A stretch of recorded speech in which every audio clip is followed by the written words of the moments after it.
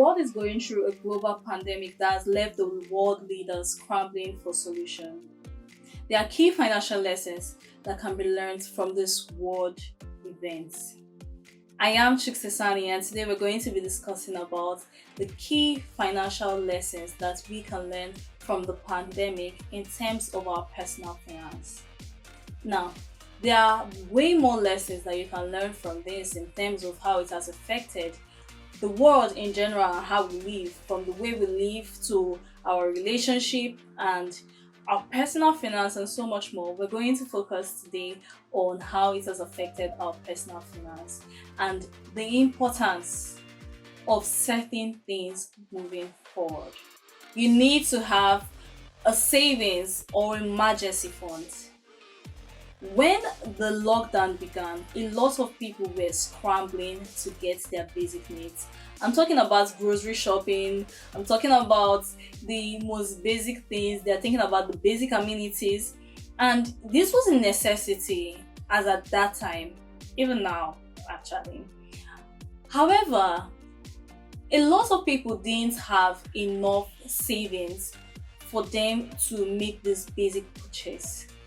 And this really affected a lot of persons because loan companies weren't issuing loans because there was an economic meltdown. So lenders were not issuing loans because they didn't know when they will be able to receive their funds back. And your friendly neighbor would be unable to give you some cash because they also had their basic shopping that they needed to do.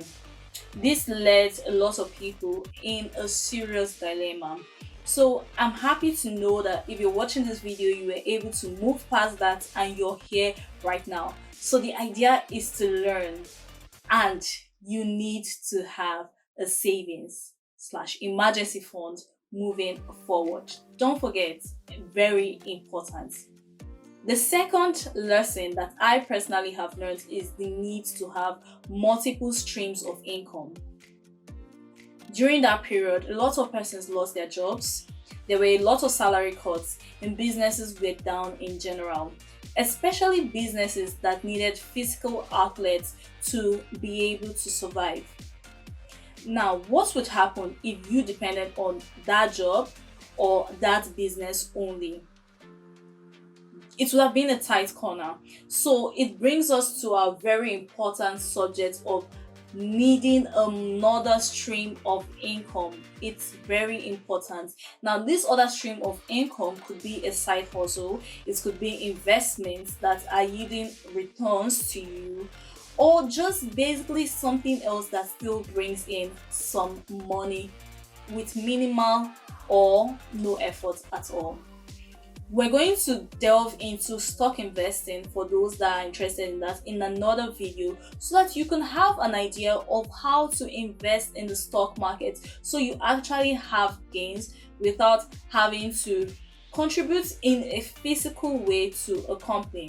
We'll delve into that in another. I'm going to leave the link in the description box so you could go watch that video.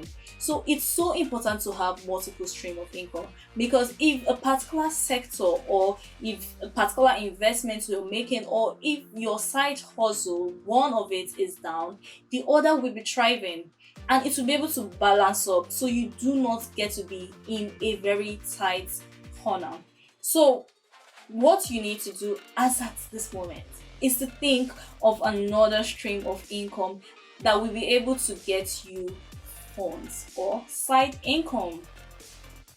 The third lesson that I learned from the COVID-19 is that as an investor, you need to get a restraint and do not panic sell.